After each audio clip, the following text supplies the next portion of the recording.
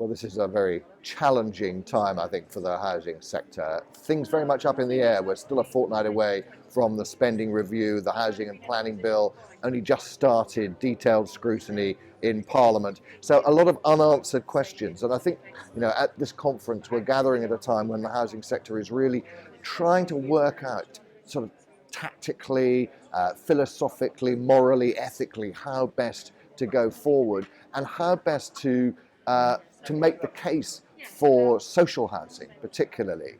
The government is focused very much on the idea of home ownership, doesn't have a great deal to say in terms of social rented housing.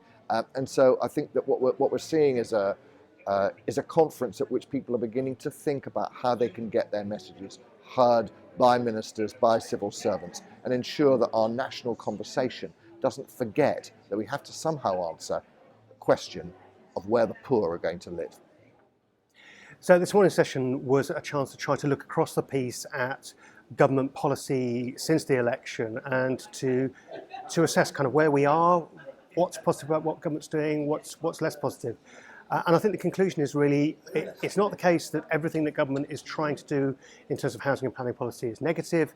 There are encouraging signs in things like their approach to the private rented sector, their approach to some parts of the planning framework and government's desire to do more on housing and see housing supply increase.